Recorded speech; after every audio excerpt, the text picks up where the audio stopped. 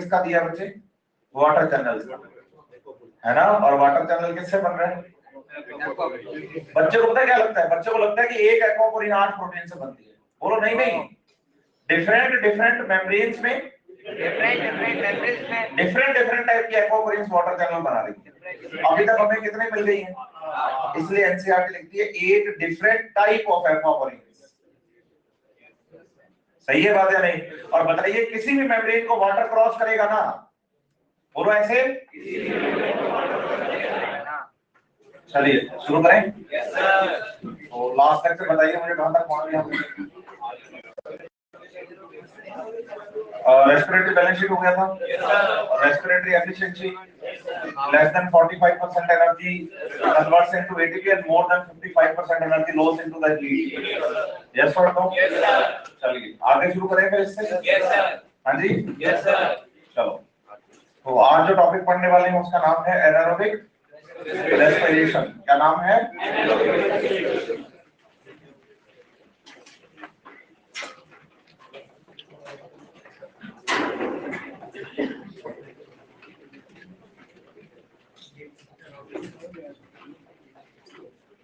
Anaerobic respiration होता है बच्चे लो ऑक्सीजन लेवल पर या in the absence of oxygen. देखो लो ऑक्सीजन लेवल का मतलब है एनारोबिक कंडीशंस। दो चीजें हैं, एक होता है एनारोबिक रेस्पिरेशन, एक होता है एनारोबिक कंडीशंस। आप कंडीशंस को कभी ये मत समझना कि ऑक्सीजन है ही नहीं। कंडीशंस का मतलब होता है, एनारोबिक कंडीशंस का मतलब कि ऑक्सीजन रिक्वायर्ड अमाउंट से क्या है तो सही। इसका मतलब एनारोबिक कंडीशंस में भी एरोबिक रेस्पिरेशन तो चल सकता है, लेकिन एनारोबिक रेस्पिरेशन ज्यादा चलेगा। मतलब ऑक्सीजन का लेवल क्या है? कम। जैसे मैं आपको क्लियर करूं कि हमने कहा कि ऑक्सीजन चाहे हो चाहे ना हो, ग्लूकोज से पीजीएल और पीजीएल से पाइरुविक एसिड बनेगा। ग्लूकोज में कार्बन 6, पीजीएल में 3, पाइरुविक एसिड में 3। ऐसा ही है।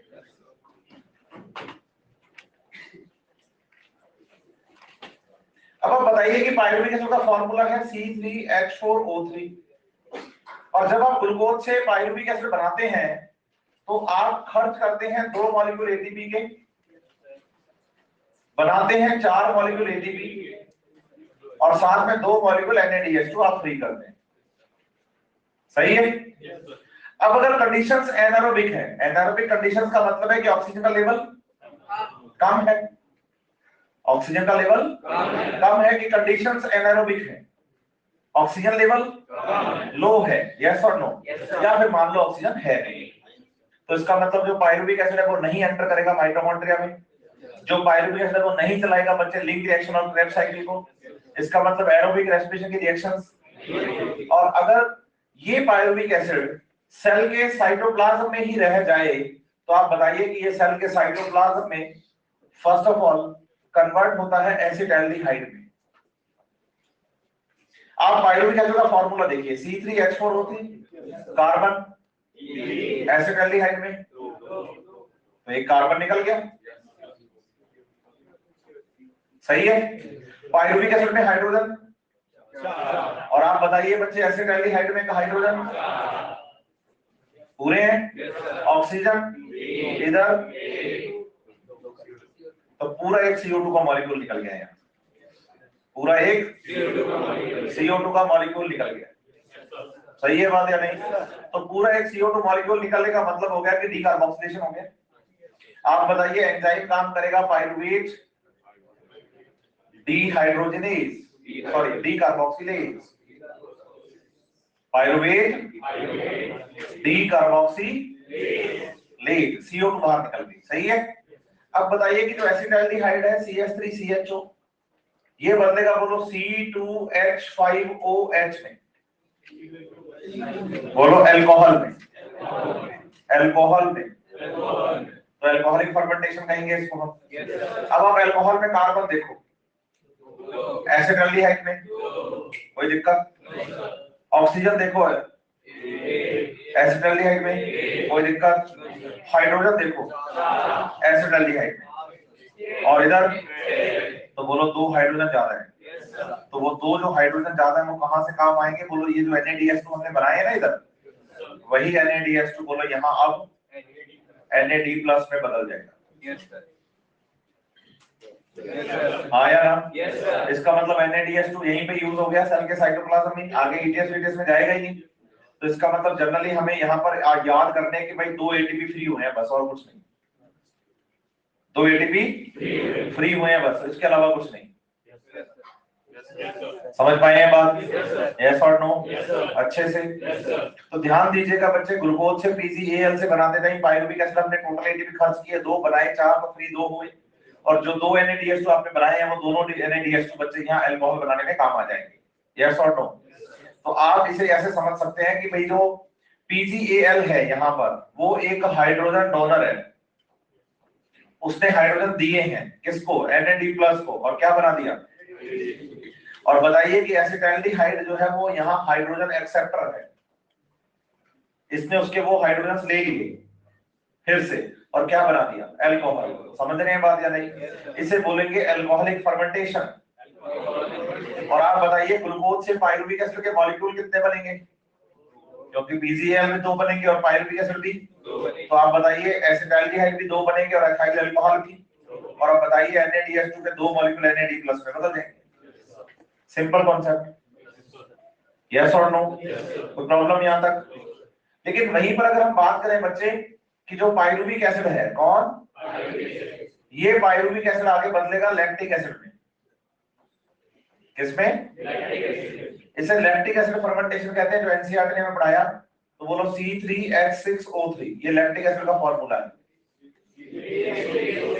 इसका फॉर्मूला है। पायरुविक एसिड में कार्बन बताओ, इधर कार्बन बताओ, पूरे हैं। ऑक्सीजन बताओ, इधर भी 3 पूरे हैं। हाइड्रोजन बताओ, इधर तो 6 हाइड्रोजन, तो 2 कहां से आए? वही बोलो NaDH2 जो साइटोप्लाज्म में ये बनेगा ना, वही NaDH2 यहाँ लैक्टिक एसिड बनाने में काम आ जाएंगे। तो NaDH2 कन्वर्ट्स इनटू NAD+। अब यहाँ याद रखिए कि अगर लैक्टिक एसिड फर्मेंटेशन हो रहा है तो लैक्टिक एसिड फर्मेंटेशन के टाइम पे हाइड्रोजन एक्सेप्टर कौन है? पायरुविक एसिड, क्योंकि बीच में कोई इंटरमीडिएट नहीं बनता और पायरुविक एसिड सीधा लैक्टिक एसिड में कन्वर्ट होता है। लेकिन कब? लैक्टिक एसिड फर्मेंटेशन में। अल्कोहलिक फर्मेंटेशन में बीच में एक इंटरमीडिएट बनता है और वो इंटरमीडिएट यहाँ हाइड्रोजन एक्सेप्टर होता है, जिसको हम एसिटाल्डिहाइड कहते हैं। समझ रहे हैं बात या नहीं? यस और नो? इस पूरे रेस्पिरेशन का नाम हो गया एनारोबिक रेस्पिरेशन। क्या नाम हो गया? कोई प्रॉब्लम? यस और नो? बढ़े आगे? हाँ, अब आप सुनिए, NCERT ने हमें 2 तरह का फर्मेंटेशन पढ़ाया है। बच्चे को जब मैं ये बात पढ़ाता हूँ तो बच्चा फिर मेरे पास आता है काउंटर पे और मुझे कहता है कि सर ऐसा नहीं हो सकता था कि भाई 2 मॉलिक्यूल पायरुविक एसिड होता तो 1 मॉलिक्यूल अल्कोहल बन जाता, 1 मॉलिक्यूल लैक्टिक एसिड बन जाता, तो फिर उसके काम पे देने वाला मन करता है। और बताओ, प्लांट और एनिमल अलग अलग ऑर्गेनिज्म है, एक ही ऑर्गेनिज्म है? तो फिर प्लांट सेल में अल्कोहल, एनिमल सेल में लैक्टिक एसिड। आपने मसल पढ़ लिए क्या? एनिमल फिजियोलॉजी में मसल्स हो गई क्या? नहीं हुई ना? तो फिर आप ना एक बात करना, पूछो क्या? जब मसल सर आपको पढ़ाएंगे तो एक बात याद कर लेना, वो ये याद कर लेना कि जब आपकी मसल जरूरत से ज्यादा एक्सरसाइज कर लेती है ना, और में ऑक्सीजन की कमी आ जाती है, तो ऑक्सीजन की कमी आने पर बच्चे उनमें शुरू हो जाता है क्या? Lactic acid fermentation. फिर हम कहते हैं कि हम पेन फील करते हैं, और जैसे हम रिलैक्स करते हैं तो लैक्टिक एसिड टूट जाता है और फिर से हम थोड़ा रिलैक्स फील करना शुरू कर देते हैं। पढ़ते हैं ना ऐसा? वो इस वजह से ही है।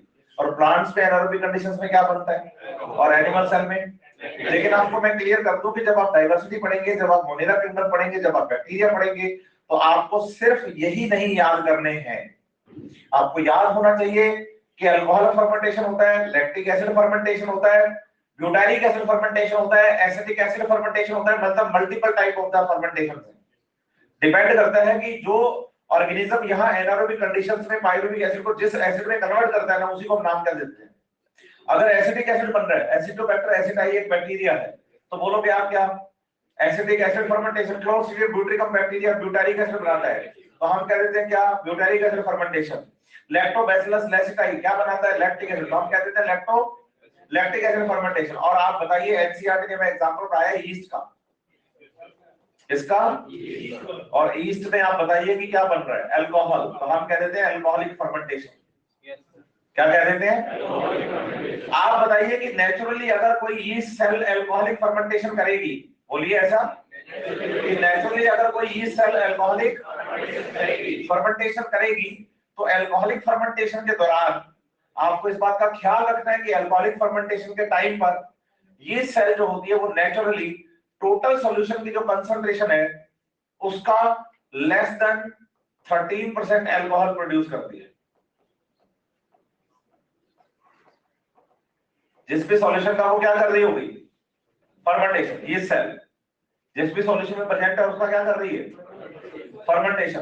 तो लेस देन 13% अल्कोहल प्रोड्यूस होती है। क्या बोलेंगे, लेस देन 13% अल्कोहल प्रोडक्शन होता है। समझ रहे हैं बात या नहीं, यस और no? Less than 13% alcohol production होता है, लेस देन 13। बच्चा कहता है 13% या 13% से ज्यादा क्यों नहीं? बोलो 13% या 13% से ज्यादा अल्कोहल प्रोड्यूस होने पर ये सेल की खुद की डेथ हो जाती है। तो वो इतना अल्कोहल क्यों बनाए कि खुद ही मर जाए, है ना?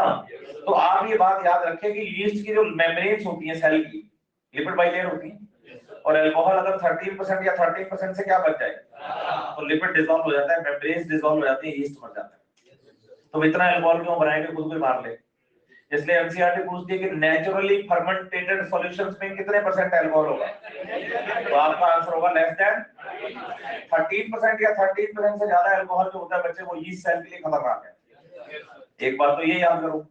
फिर एनसीईआरटी पूछते हैं जो ब्रीविंग इंडस्ट्रीज होती है या ब्रीविंग पेयर्स ड्रिंक्स होते हैं, अल्कोहलिक ड्रिंक्स, है ना, इनको कैसे बनाया जाता है या इनके अंदर अल्कोहल का लेवल कैसे बढ़ाया जाता है? 90%, 85%, 100% अल्कोहल कैसे बनाते हैं?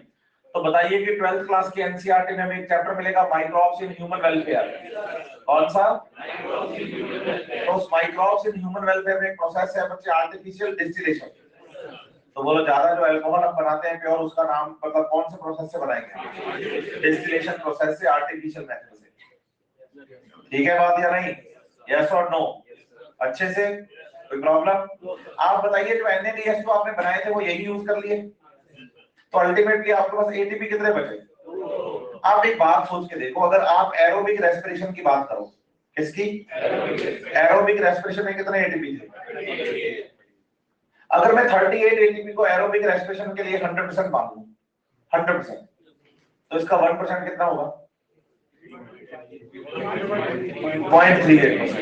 1% कितना होगा? और 0.38 को अगर 7 से रिएक्शन करवाएं, मतलब मल्टीप्लाई करवाएं, तो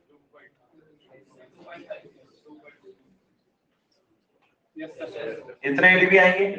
ये जो 2.66 एटीपी है ये कितना है? 7%। कितना है? और आपको कितना मिला है? तो 2.66 से कम नहीं है, ज्यादा है। तो एनसीईआरटी कहती है कि एनारोबिक रेस्पिरेशन में एनर्जी 7% से कम प्रोड्यूस होती है। During anaerobic respiration less than 7% energy produced, less than 7% energy produce. 7% से एनर्जी 7% से एनर्जी कम बनेगी, प्रोड्यूस होगी। समझ रहे हैं बात? तो लेस देन 7% एनर्जी का मतलब समझ रहे हो ना आप? एरोबिक रेस्पिरेशन के कंपेयर में लेस देन 7% एनर्जी प्रोड्यूस हो रही है एनारोबिक रेस्पिरेशन।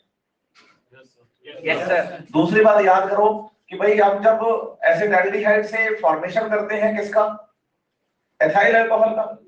तो यहाँ एंजाइम काम करता है, बोलो अल्कोहल डिहाइड्रोजिनेज।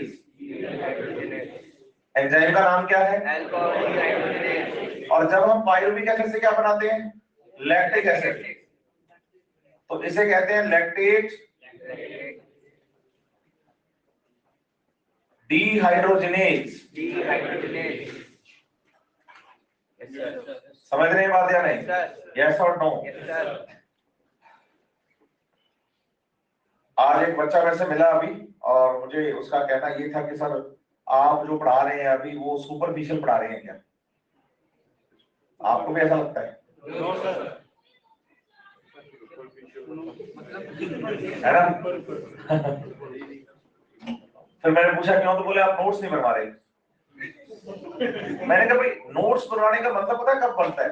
जब आपके पास आपका स्टडी पैकेज ना हो। आप देखो एक इंस्टीट्यूट में हो, कौन से इंस्टीट्यूट में? अभी अन अकेडमी में। आपको उसका मॉड्यूल मिला हुआ है, मॉड्यूल आपका नोट्स है बच्चे। मॉड्यूल आपका नोट्स है, आप उनको पढ़िए और जितनी बातें उसमें लिखी है सारी पढ़ा के जाता हूं मैं, चाहे एनसीईआरटी की बात कर लो चाहे आप मॉड्यूल की बात कर लो, है ना। अब आपको लगे कि नोट्स लिखवाओ, अगर नोट्स ही लिखवाने थे तो फिर आपको मॉड्यूल बांटने का मतलब ही नहीं बनता था।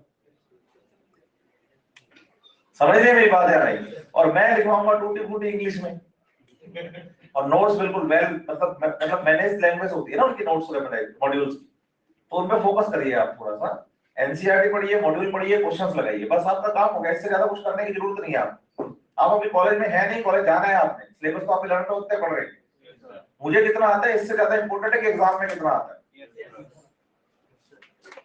ठीक है।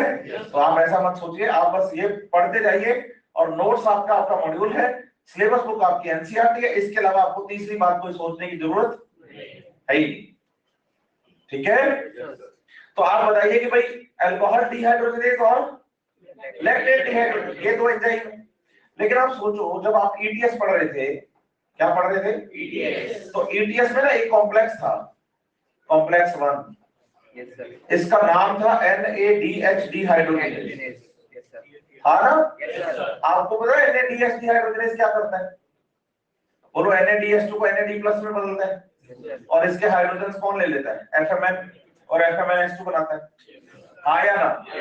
इसका मतलब NADH डिहाइड्रोजनेज, लैक्टेट डिहाइड्रोजनेज और अल्कोहल डिहाइड्रोजनेज, तीनों एंजाइम्स का काम तो सेम ही है। पूछो क्या, NADH2 को NAD+ में कन्वर्ट करना। अल्कोहल डिहाइड्रोजनेज क्या करता है, और लैक्टेट डिहाइड्रोजनेज क्या करता है, और NADH डिहाइड्रोजनेज क्या करता है। लेकिन आप बताना कि ईटीएस में जो फर्स्ट कॉम्प्लेक्स का एंजाइम होता है ना NADH डिहाइड्रोजनेज, वो इन दोनों के कंपेयर में फास्ट काम करता है, इसलिए NADH2 से NAD+ में कन्वर्जन, बोलो ऐसे, एरोबिक रेस्पिरेशन में फास्ट होता है as compare to anaerobic respiration. NCERT page number 235, aerobic respiration खत्म हुआ, एंटीबॉलिक पाथवे से पहले एनसीईआरटी ऊपर पढ़ाती है differences between the aerobic and anaerobic respiration. 3 points हैं, पहले पॉइंट में लिखा हुआ है क्या कि जो ऑर्गेनिक कंपाउंड होता है उसका कंप्लीट ऑक्सीडेशन होता है एरोबिक में, क्योंकि आप सारे हाइड्रोजन निकाल लेते हो, लेकिन एनारोबिक में नहीं निकाल पाते, इसलिए ग्लूकोज ग्लाइकोलाइसिस को हमने पार्शियल ऑक्सीडाइज बोला था ग्लूकोज का। दूसरे में लिखा हुआ है कि फर्मेंटेशन के अंदर एटीपी कम बनते हैं, 2 एटीपी बस, और एरोबिक रेस्पिरेशन में ज्यादा। और तीसरे में देखो क्या लिखा है कि NADH2 से NAD+ में कन्वर्जन रेदर स्लो होता है in fermentation but more vigorous इन, हाँ, तो विगरस का मतलब यहाँ फास्ट है, ज्यादा फास्ट होता है किसमें, और उसका रीजन है NADH डिहाइड्रोजनेज एंजाइम, लैक्टेट और अल्कोहल डिहाइड्रोजनेज एंजाइम। समझ गए ये बात, यस और नो, अच्छे से बढ़े आगे। एक बात और याद करिएगा, ऑक्सीजन लो, हाँ अच्छा पानी बन गया, हाँ बोलो, oxygen is final hydrogen acceptor in aerobic respiration. Finally जो 4th कॉम्प्लेक्स के इलेक्ट्रॉन होते हैं वो कौन लेता है, और प्रोटॉन लेकर वाटर बना देती है, तो NADH2 के और FADH2 के हाइड्रोजन को फाइनली एक्सेप्ट करता कौन है, और ऑक्सीजन आप बनाते हो, बाहर से लेते हो, क्या ऑक्सीजन रेस्पिरेशन प्रोसेस में ही प्रोड्यूस हुई थी, बाहर से आई थी फोटोसिंथेसिस नाम के प्रोसेस से। तो बताइए एरोबिक रेस्पिरेशन का फाइनल हाइड्रोजन एक्सेप्टर एक्सटर्नल होता है, बाहर से आता है ना, लेकिन एनारोबिक रेस्पिरेशन विदाउट ऑक्सीजन हो जाता है, बोलो ऐसे, पूछो क्यों, क्योंकि हाइड्रोजन डोनर भी रिएक्शन का कोई इंटरमीडिएट होता है और हाइड्रोजन एक्सेप्टर भी रिएक्शन का कोई इंटरमीडिएट, तो कहते हैं देने वाले भी अपना ही कोई है और लेने वाले भी अपने कोई है, तो बाहर से किसी पराये को बुलाने की जरूरत नहीं है।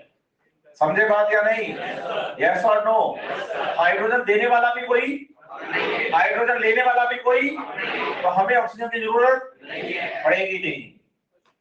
क्लियर, अच्छे से, पक्का, कोई प्रॉब्लम, कोई बात किसी को जो समझ ना आई तो पूछो। एनारोबिक रेस्पिरेशन का भाई साहब आपको बताइए, बहुत आपको लास्ट टॉपिक पे चलते हैं, वो है RQ रेस्पिरेशन। रेस्पिरेटरी कोसेंट और उसको खत्म करेंगे। नहीं दो दो दो लैक्टिक एसिड दो बना, NaDH2 दो बना, जितने होंगे उतने काम आएंगे। और बताओ, चले भी आगे। चलो अब हम बात कर रहे हैं R2 की। किसकी? R2 रेस्पिरेटरी कोसेंट का मतलब है कि भाई CO2 आपने कितनी निकाली और O2 आपने कितनी यूज करी। ठीक है, इसे क्या कहते हैं? R2। बोलो respiratory quotient RQ depends on the type of respiratory substrate. Generally respiratory substrate हमने तीन तरह के पढ़े। बोलो कार्बोहाइड्रेट। कार्बोहाइड्रेट में सबसे कॉमन पढ़ा है किसको? दूसरे पढ़े फैट्स और तीसरे पढ़े। एनसीईआरटी पेज नंबर 237 देखो आप, ऊपर ऊपर ग्लूकोज के लिए इक्वेशन है C6H12O6 plus 6 converts into 6CO2। तो आप बताओ कार्बोहाइड्रेट के लिए RQ की वैल्यू 6/6 1 आएगी ना? Yes sir. सही है। फिर फॉर्मूला है ट्राइपामिडीन का, फैटी एसिड का। किसका? फैटी एसिड का।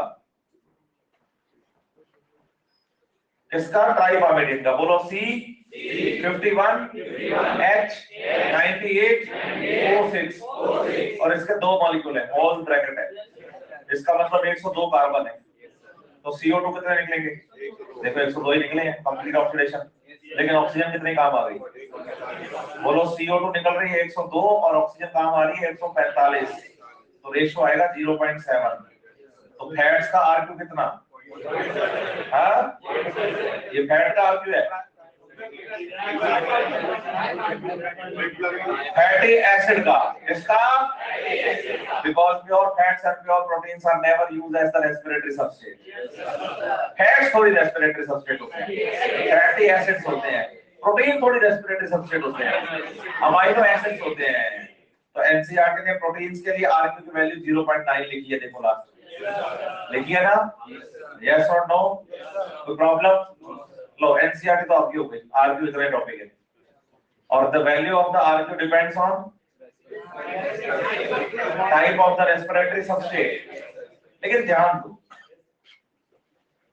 अगर मैं कैम प्लांट की बात करूं, मैंने कहा था मैं लास्ट में बात कर लूंगा इसके बारे में। किसकी बात करूं? तो बोलो ड्यूरिंग डे।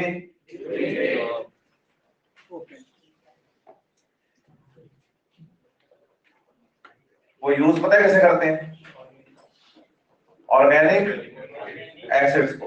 और बताइए ऑर्गेनिक एसिड्स के लिए RQ की वैल्यू मोर देन 1 होती है। कैम प्लांट्स ड्यूरिंग डे किसको यूज करते हैं? और ऑर्गेनिक एसिड्स की RQ की वैल्यू 1 से, जैसे आप याद करो मैलिक एसिड बड़ा था कैम प्लांट्स में। तो कैम प्लांट्स में जब मैलिक एसिड की बात आती है ना, तो मैलिक एसिड के लिए RQ की वैल्यू आती है 4/3 इज इक्वल टू 1.33। मतलब ये 4 CO2 निकालता है लेकिन ऑक्सीजन 3 ही यूज करता है। तो बताइए ऑर्गेनिक एसिड्स के रेस्पिरेटरी कंबंशन के लिए ऑक्सीजन की रिक्वायरमेंट कम है, तो RQ का लेवल हाई आएगा। और दिन के समय के ऑर्गेनिक एसिड को यूज करना पसंद करते हैं, पूछो क्यों? आप सोचो जैसे मान लो ये कोई कैम प्लांट की सेल है और इसकी सेल में यहाँ मैलिक एसिड है। कौन है? और इधर इसकी सेल का ये क्लोरोप्लास्ट है। बात कब की है? बोलो डे टाइम की। अब डे टाइम में आपको स्टोमेटा क्लोज रखने हैं, क्या रखने हैं? लेकिन लाइट गिरने से यहाँ पर रूबिस्को एंजाइम जो है वो काम करेगा, कैल्विन साइकिल चलाएगा, ग्लूकोज बनाएगा, बनाएगा या नहीं? तो मैलिक एसिड कहता है कि भाई मैं कन्वर्ट होता हूं पाइरुविक एसिड में। तो इसमें कार्बन कितने और पाइरुविक एसिड में? तो CO2 कितने निकले और वो कैल्विन साइकिल में काम आएगा। एक तरीका तो ये है। लेकिन आप सोचो अगर ये दिन के टाइम पे मैलिक एसिड को पायरुविक एसिड में कन्वर्ट ना करके इस मैलिक एसिड से Yes, sir. एरोबिक रेस्पिरेशन चलाए। क्या चलाए? तो बताओ CO2 कितने निकलेंगे? कंप्लीट ऑक्सीडेशन होगा और 4 CO2 कैल्विन साइकिल में आएंगे। तो बताओ पायरुविक एसिड बनाने पर CO2 ज्यादा निकलता है या एरोबिक रेस्पिरेशन में यूज करने पर? तो दिन में ऑर्गेनिक एसिड को जब ये एरोबिक रेस्पिरेशन में यूज करते हैं ना, तो CO2 का लेवल क्या रहता है? CO2 का लेवल क्या रहता है? पूछो फायदा। दो फायदे। हाई CO2 कंसंट्रेशन होने से एक तो फोटो रेस्पिरेशन के चांस कम हो जाते हैं, और हाई CO2 कंसंट्रेशन होने से स्टोमेटा बंद रहते हैं। दोनों फायदे हो गए। तो डे टाइम में कैम प्लांट्स ऑर्गेनिक एसिड्स को यूज करना पसंद करते हैं। डे टाइम में कैम प्लांट्स ऑर्गेनिक एसिड्स को यूज करना, तो फायदा क्या हो जाता है? CO2 कंसंट्रेशन बढ़ जाती है। अब हाई CO2 कंसंट्रेशन पर फोटो रेस्पिरेशन के चांस, और दूसरा क्लियर? अच्छे से? कोई प्रॉब्लम? पढ़े आगे और सुन लो। ये बात हो गई कैम प्लांट्स के बारे में, दिन में क्यों यूज करते हैं। क्लियर है ये बात आपको? बोलो, अगर आप बात करो एनाएरोबिक रेस्पिरेशन की, तो बताइए एनाएरोबिक रेस्पिरेशन में CO2 तो बनता है, तो R क्यों होगा CO2/0। अब किसी भी वैल्यू में अगर क्या करें, 0 को डिवाइड करें, कितना आएगा? इनफाइनाइट? पक्का? ठीक है। तो एनाएरोबिक रेस्पिरेशन के लिए R की वैल्यू, वही सोचो कैम प्लांट्स में ड्यूरिंग नाइट, कैम प्लांट्स में दिन में तो वो ऑर्गेनिक एसिड यूज करते हैं, जिससे R की वैल्यू क्या रहती है? 1 से ज्यादा। लेकिन अगर नाइट में बात करोगे तो बोलो, नाइट में वो RQ जो है ना उनका 0/O2 होता है। पूछो क्यों? रात को कैम प्लांट CO2 छोड़ते ही नहीं। पूछो क्यों? क्योंकि सारी फिक्स करके रख देते हैं मैलिक एसिड में, एसिड एनाबोलिज्म। तो जितनी भी CO2 आएगी सारी किसमें कन्वर्ट कर देंगे। तो कैम प्लांट्स में दिन में RQ 1 से और रात को RQ 0। आया ना? आप एक बात और सोचो,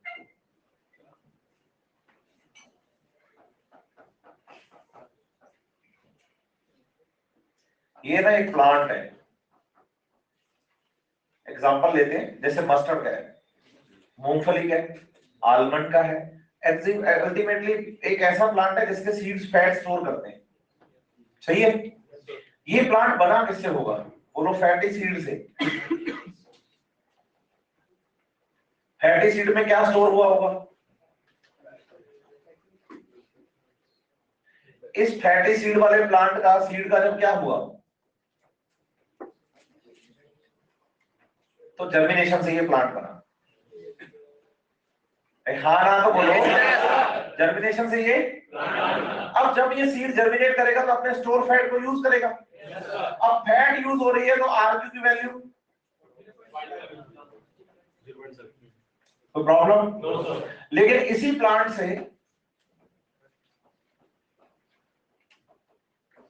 जब एक फैटी सीड बन रहा होगा, मतलब फैटी सीड का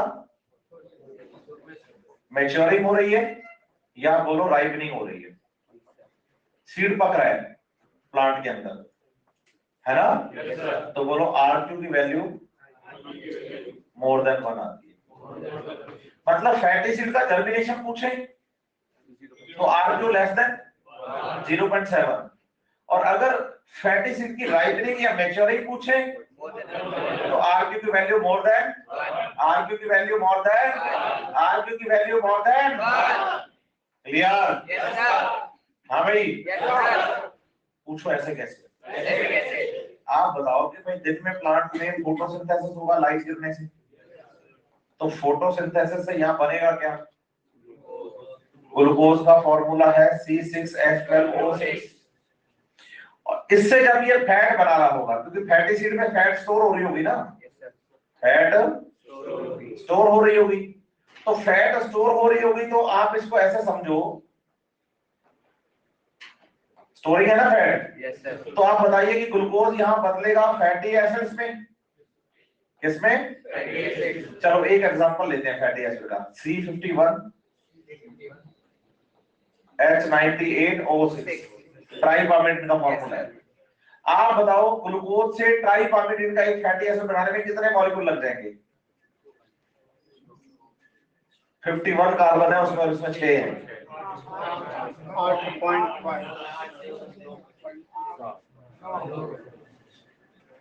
54 कार्बन में से 51 यहाँ फैटी एसिड बनाएंगे, कार्बन कितने बचे? कोई बात नहीं, ज्यादा तो नहीं बचे ना।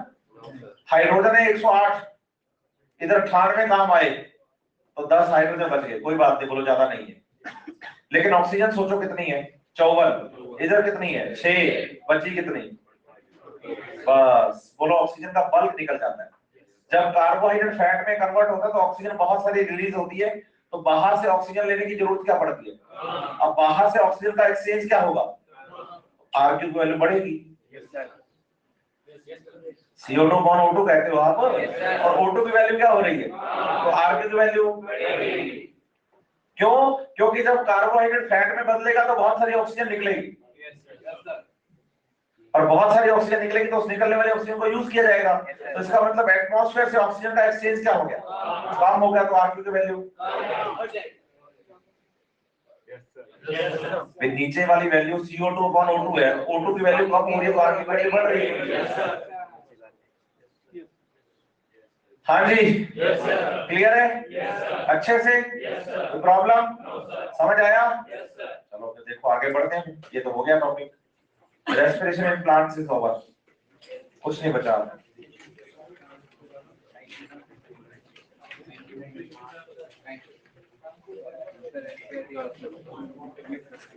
इसमें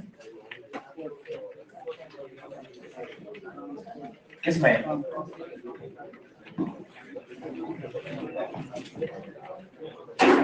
किसका?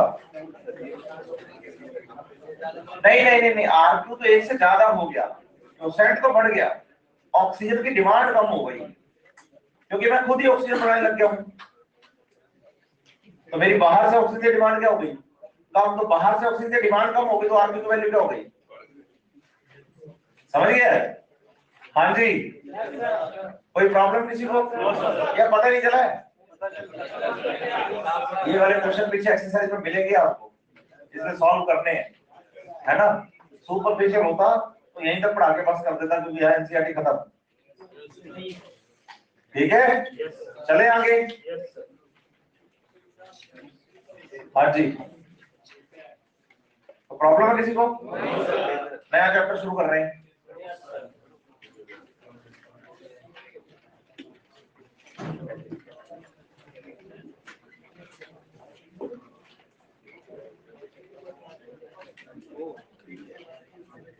चैप्टर का नाम है ट्रांसपोर्ट इन प्लांट्स। क्या नाम है? Transport in plants. NCERT page number 175 है, ठीक है? और चैप्टर है बच्चे कौन सा? हाँ, तो सबसे पहले बात है कि अगर आप चैप्टर ट्रांसपोर्ट इन प्लांट शुरू करने जा रहे हैं तो सबसे पहले तो ये पता होना चाहिए कि ट्रांसपोर्ट करवाना किसका है?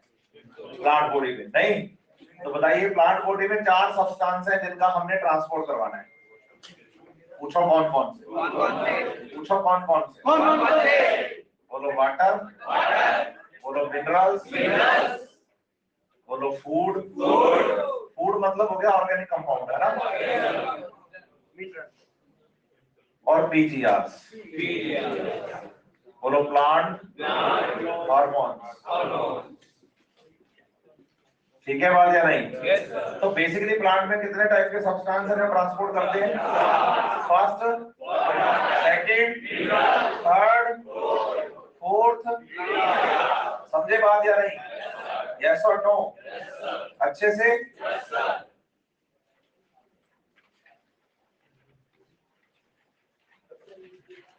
बताइए, वाटर, मिनरल, फूड और पीजीआर्स के जब ट्रांसपोर्ट की बात आती है, किस किस के? तो आपको प्लांट बॉडी में ट्रांसपोर्ट 2 तरह का याद करना है। एक ट्रांसपोर्ट होता है, बोलो शॉर्ट डिस्टेंस ट्रांसपोर्ट, क्या याद करते हैं आप? और एक याद करना है, बोलो लॉन्ग डिस्टेंस ट्रांसपोर्ट। तो how many types of transport is plant body? First is, second is, बताइए लॉन्ग डिस्टेंस ट्रांसपोर्ट को ट्रांसलोकेशन भी कहते हैं।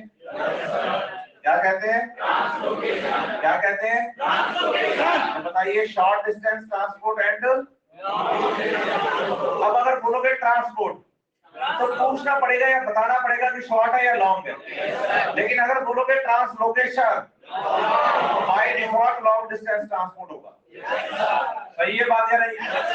अब बताइए कि जो शॉर्ट डिस्टेंस ट्रांसपोर्ट पढ़ रहे हैं उसको भी आगे दो टाइप का पढ़ना है। बोलो पैसिव और बोलो एक्टिव। पैसिव बोलो according to concentration gradient, high concentration to low concentration. तो बोलो without energy consumption, without energy consumption. तो इसमें एनर्जी कंज्यूम हुई नहीं। अब इसमें अगर एनर्जी कंज्यूम नहीं हुई तो इसका मतलब ये ट्रांसपोर्ट पैसिव हो गया। अब इसके दो टाइप याद करते हैं। बोलो एक तो याद करना है सिंपल डिफ्यूजर। कौन सा? Simple diffuser. और एक याद करना है फैसिलिटेटेड डिफ्यूजर। Facilitated diffuser. समझ रहे बात या नहीं? तो पैसिव में कितने टाइप हो गए? फर्स्ट इज, सेकंड इज, समझे बात? बताइए active transport against the concentration gradient, against the concentration gradient, concentration gradient के अगेंस्ट। समझे बात? जब अगेंस्ट द कंसंट्रेशन ग्रेडियंट है तो बोलो विद एनर्जी कंजप्शन। मतलब इसमें एनर्जी का क्या हो रहा है? यस और नो?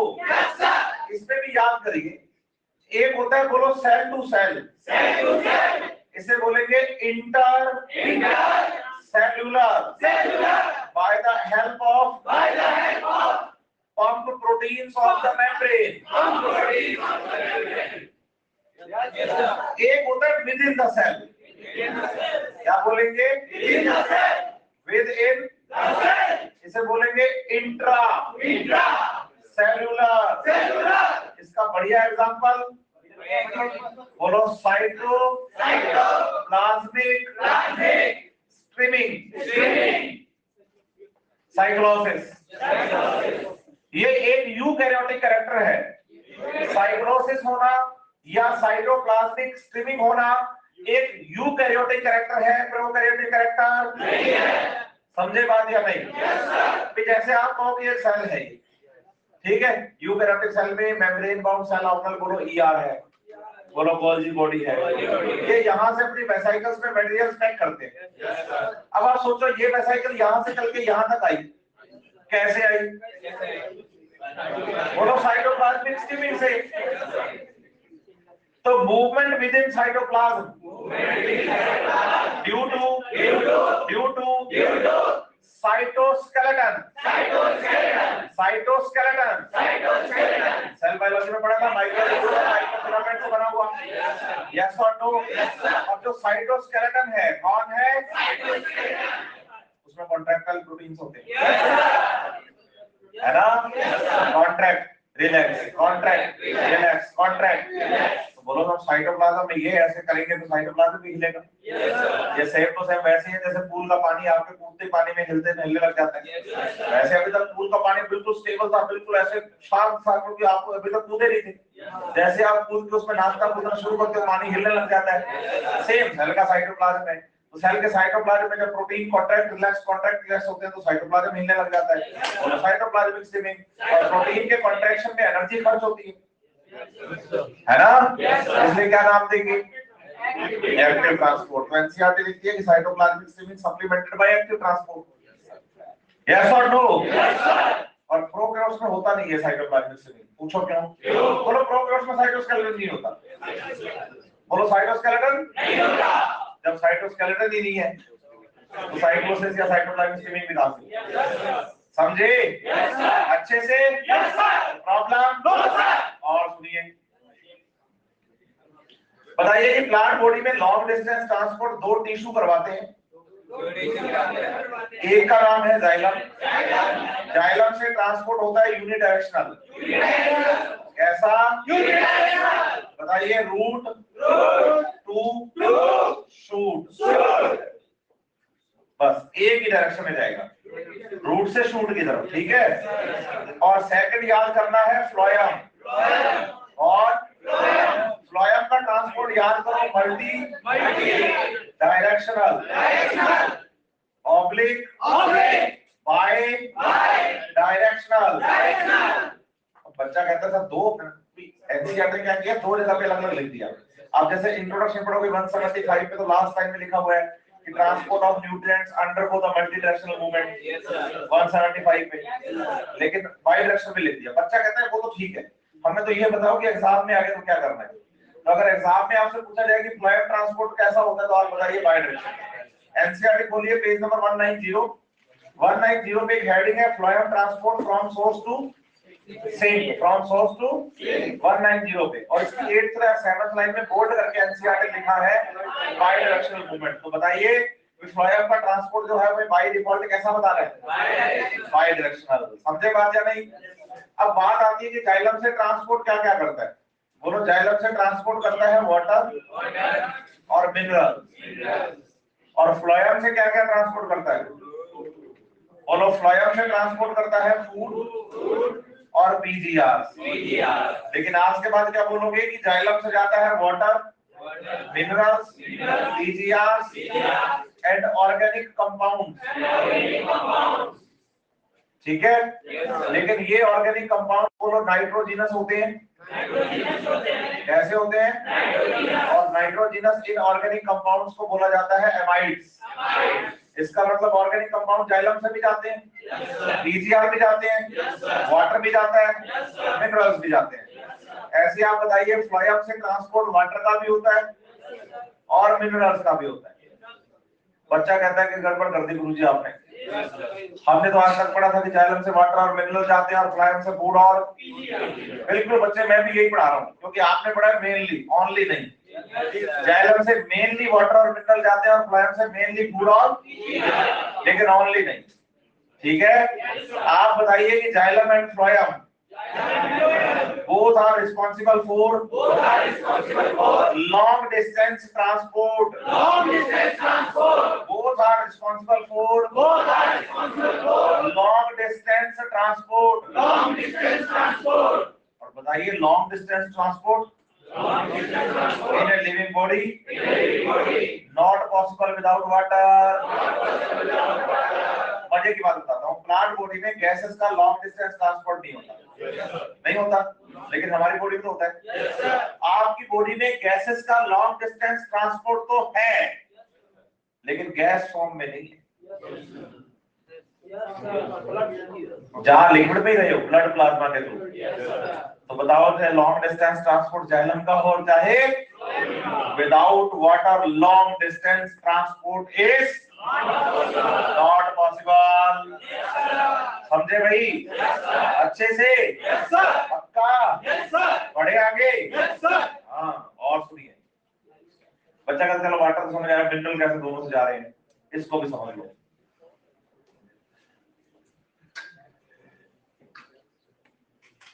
सोचो अपने पास कोई प्लांट है, सोच लिया? ठीक है बेटा, क्या कह रहे हैं? कौन सा प्लांट जो तेरा मन करे, ठीक है, बस उसमें रूट शूट सिस्टम होना चाहिए। ठीक है। अब बिना रूट वाला, बिना शूट वाला सिस्टम प्लांट सोच ले तो कह दे कि अलगी, हाँ है ना, तो फिर गड़बड़ हो जाएगा। पूछो क्यों? क्योंकि हमारी जो 11th और 12th क्लास की बॉटनी लिखी गई है, इसमें मैक्सिमम बातें एंजियोस्पर्म्स के बारे में। बस पहला चैप्टर एक तो डाइवर्सिटी वाला जो है, पहला, दूसरा चैप्टर, तीसरा चैप्टर, उसमें अलग अलग प्लांट्स हैं। डाइवर्सिटी पहला टॉपिक, एक इकोलॉजी, इसमें थोड़ी थोड़ी बातें इधर उधर की हैं, अदरवाइज तो हाँ, morphology of flowering plant, anatomy of flowering plant, plant physiology of higher plants, sexual reproduction in flowering plant। तो जहाँ जितने भी कैरेक्टर्स लिए गए वो सारे किसके लिए गए? हाँ, तो जैसे रूट और शूट होता है, तो सोच जो मर्जी लो लेकिन उसमें रूट और शूट होनी चाहिए। चलो आगे बढ़े। बोलो ये इसका रूट है, ये इसकी लीफ है, बोलो यंग लीफ आपके जैसे, और बोलो ये है सीनेसेंट।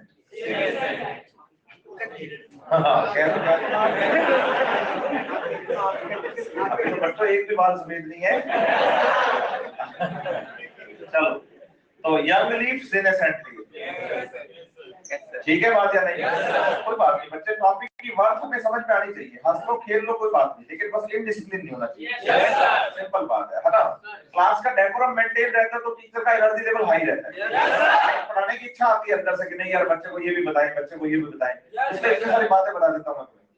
वरना इतनी एनसीईआरटी तुम बताओ फोटोसिंथेसिस रेस्पिरेशन के बारे में इतनी खोद के लाए थे तुम, और ऊपर ऊपर पढ़ के एनसीईआरटी निकल जाते थे यार, लेकिन लाइनों का मतलब थोड़ी पता लगता था।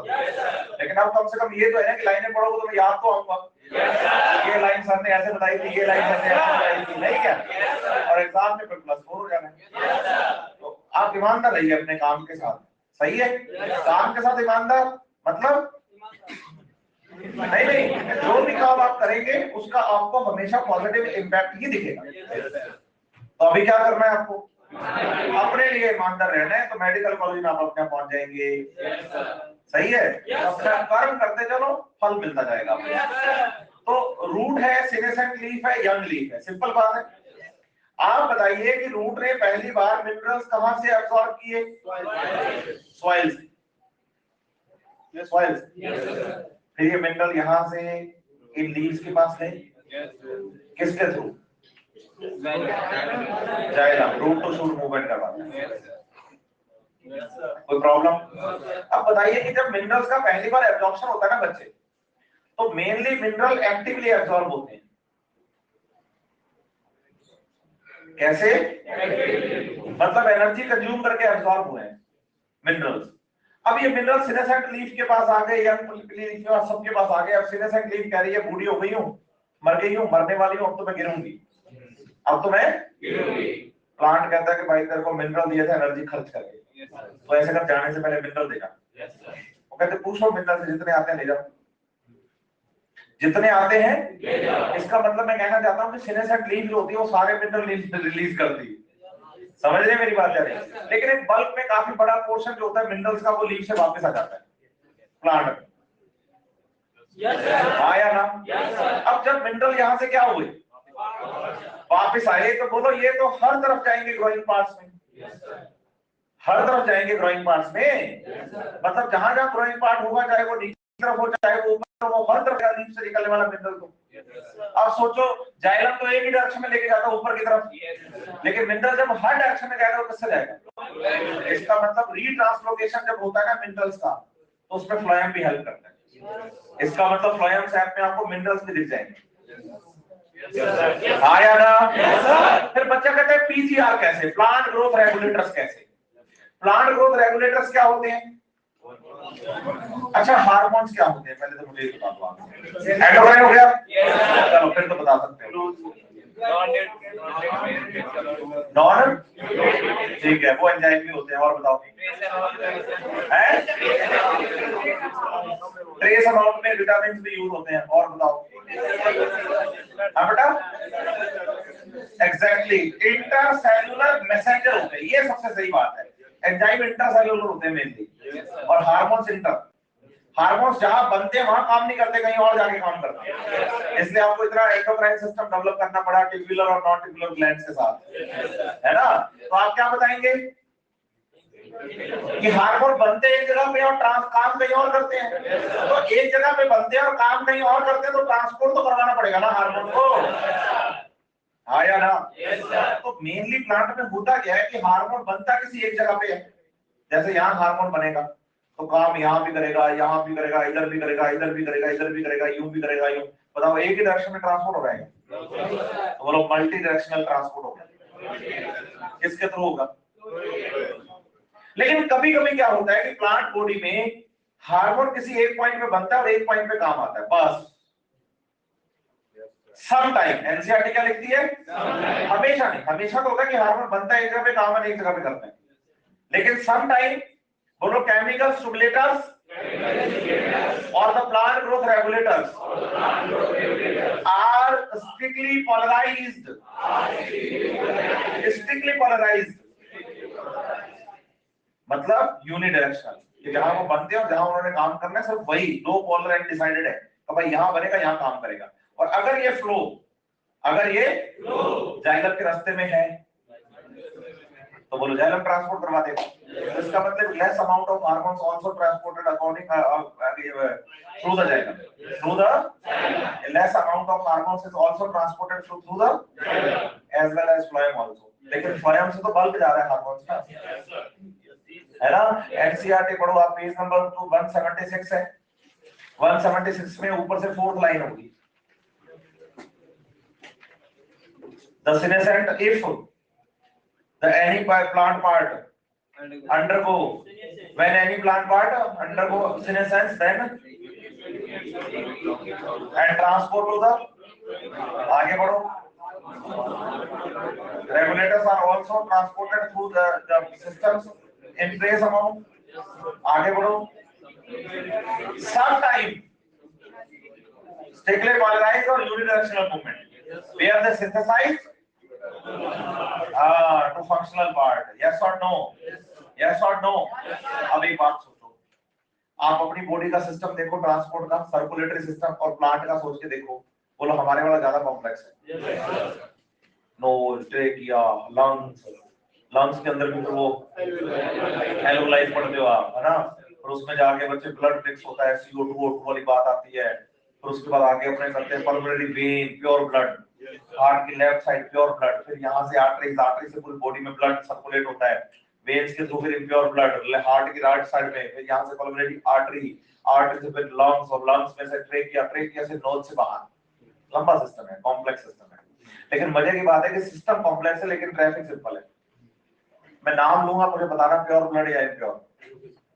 Left side of heart pulmonary artery, pulmonary vein, artery, when, नाम ले रहा हूं, आप मेरे को प्योर इम्प्योर बता रहे हो, है ना। अब मेरे को बताना, मैं एक कंपोनेंट का नाम बताऊंगा, मुझे बताना जाइलम या phloem. Mineral, water, organic compound. इसका मतलब यहाँ सिस्टम सिंपल है लेकिन ट्रैफिक कॉम्प्लेक्स है। एक शहर में बहुत सड़कों का जाल फैला हुआ है, नीचे से भी सड़क जा रही है, ऊपर से भी घोड़ा बना हुआ है, सड़क है, इधर भी सड़क, उधर भी सड़क, हर तरफ सड़क जा रही है, जाम लगेगा ना रोज। हर डायरेक्शन में जाने के लिए रोड है तो जाम लगेगा। एक शहर के अंदर बिल मेन सड़क बस एक ही है, बीच वाली, उसी से सारी जुड़ती है यहाँ पे, किसी को भी आना जाना उसी रोड से जाना आना है, बताओ जाम लगेगा? प्लांट के साथ ऐसा ही। तो एनसीईआरटी लिखती है कि प्लांट का सिस्टम सिंपल है लेकिन ट्रैफिक, लेकिन फिर भी एक ऑर्डर है फिक्स। पूछो कैसे? मैं अगर आपको ये कहता हूं मिनरल जो रूट से पहली बार ऑब्जॉर्ब हुए किससे जाएंगे? आप बोले जाएंगे, रीट्रांसफर हुए तो बोले जाइलम और फ्लोएम दोनों, है ना। मैं पूछूं ऑर्गेनिक कंपाउंड किससे जाते हैं? आप बोलो दोनों से। लेकिन अगर मैं बोलूंगा फूड वाले ऑर्गेनिक कंपाउंड किससे जाते हैं? आप कहो फ्लोएम। समझ रहे हैं बात या नहीं? पढ़ के देखो लास्ट की लाइन है, इन फ्लावरिंग प्लांट्स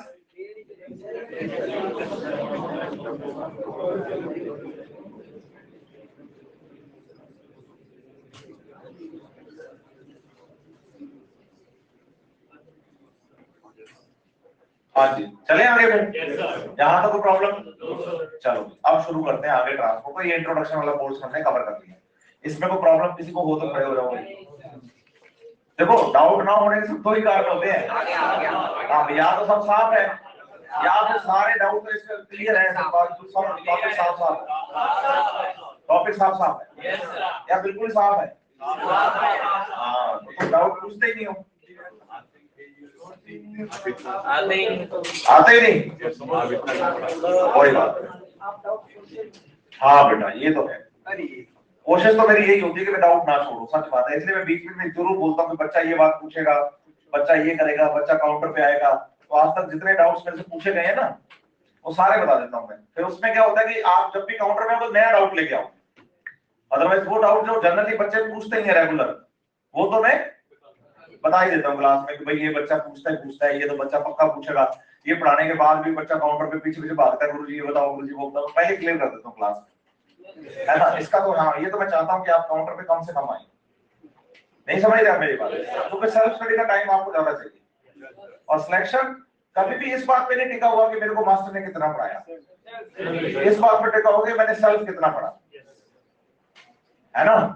बढ़े आगे, तो सिंपल डिफ्यूजन की बात करेंगे हम सबसे पहले। डिफ्यूजन बोलो, transport of the molecule substances gases liquid from their higher concentration to is diffusion. बोलो हवाएं चल रही है, diffusion. High pressure to low pressure, हवा अपने आप ही चल रही है, पानी बह रहा है, डिफ्यूजन। आप नहा के नहीं आते ना जब, तो आपको लगता है कि पड़ोसी को ना पता चले तो फिस फिस लगा लेते हो अपने बॉडी पे, आप लगा लेते हो ना, तो ये फिस फिस कमरे की खुशबू फैल जाती है।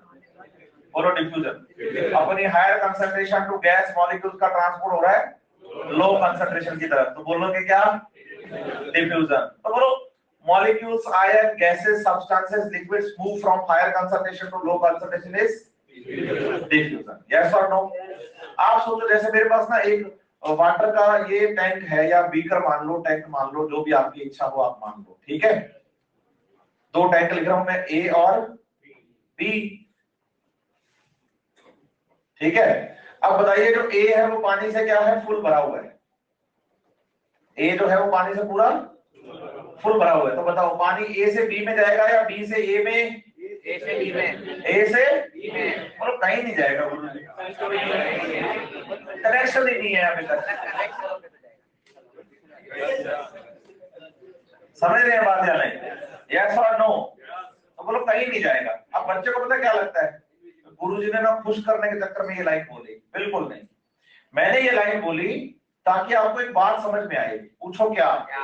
कि डिफ्यूजन होने के लिए एक मीडियम की रिक्वायरमेंट होती है, और वो मीडियम यहाँ पर पाइप है। वो मीडियम यहाँ पर पाइप है। पाइप यहाँ एक मीडियम का काम कर रहा है, जिसके थ्रू मॉलिक्यूल्स अपनी higher concentration to lower concentration जाएंगे। मतलब आप ऐसे समझो कि विदाउट मीडियम डिफ्यूजन पॉसिबल नहीं है। अगर आपने ऐसे करो, एक ना डिओड्रेंट की बोतल लाओ, मेरे शरीर पे पूरी बोतल डाल दो आप, और फिर मेरे को पॉलीथिन में एयर टाइट पैक कर दो, खुशबू बाहर आएगी क्या? लेकिन जैसे पॉलीथिन क्या होगी? खुलेगी, तो खुशबू पूरे कमरे में यूं फैलेगी। तो बोलो ये जो एटमॉस्फेयर है ना रूम का, ये मेरे लिए मीडियम है मॉलिक्यूल्स के लिए, गैस मॉलिक्यूल्स के, तो खुशबू फैल जाएगी। तो डिफ्यूजन होने के लिए मीडियम जरूरी है। तो पानी ए से कहां चल पड़ेगा? पानी ए से कहां चल पड़ेगा? तो बोलो during diffusion molecules diffuse from higher concentration to low concentration through the medium by the help of medium। अब क्या करते हैं बच्चे, ये पाइप है ना, पाइप, इस पाइप में ना यहाँ एक फुटबॉल रखते हैं। क्या रखी? बताओ फुटबॉल ए टैंक में गिरेगी या बी में? है? पक्का? हाँ पक्का, इसमें समझने की जरूरत ही नहीं है, फुल कॉम्पिटेंट रहो। पानी का फ्लो जब ए से बी में, तो फुटबॉल ए में कैसे आएगी? बी में जाएगी। पानी का फ्लो जब ए से ए, तो कहां जाएगी फुटबॉल? सिंपल बात है। बच्चे को लगता है इसमें गुरुजी ने मजे ला दिए, नहीं, इसमें भी मैं एक कॉन्सेप्ट क्लियर कर रहा हूं आपका। पूछो क्या? During diffusion when molecules diffuse from higher concentration to lower concentration, at this time diffusing molecules apply a pressure on the medium, in the medium, this pressure is diffusion pressure। तो इसका मतलब diffuse करते हुए molecule pressure apply करते हैं, और इसी pressure को क्या बोलेंगे? इसका मतलब मॉलिक्यूल्स की कंसंट्रेशन ज्यादा तो डिफ्यूजन प्रेशर, मॉलिक्यूल्स की कंसंट्रेशन कम तो डिफ्यूजन प्रेशर। तो मॉलिक्यूल्स का मूवमेंट अपनी high diffusion pressure to low diffusion pressure होता है। क्लियर? अब आप बताओ पानी कहां से कहां जा रहा है? ए से, ए से। तो अब होगा पता है क्या? बोलो ए टैंक तो हो जाएगा खाली और बी टैंक पूरा भर जाएगा। ए तो हो जाएगा पूरा खाली और बी पूरा भर जाएगा।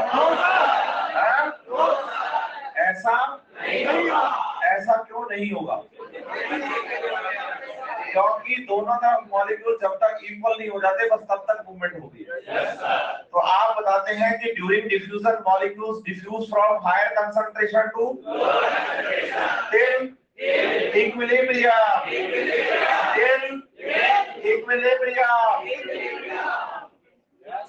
यस और नो? अब एक बात और समझो, मुझे बताओ पानी ए से बी में जा रहा है इक्विलिब्रियम में या बी से ए में या कहीं नहीं? दोनों तरफ। कहीं नहीं कैसे बोल सकते हो आप? बोलो आप जब वाटर मॉलिक्यूल जितने ए से कहां जा रहे हैं उतने ही बी से कहां आ रहे हैं? पता है इसको क्या कहते हैं? Dynamic equilibrium. क्या बोलेंगे? Dynamic equilibrium. समझे बात या नहीं? तो आप बताइए कि molecules diffuse from higher concentration to till equilibrium. Till equilibrium.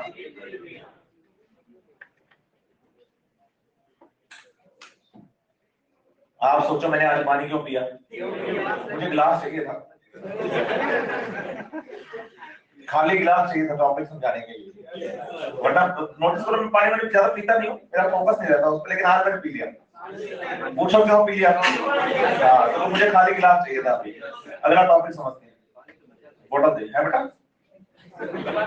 पानी।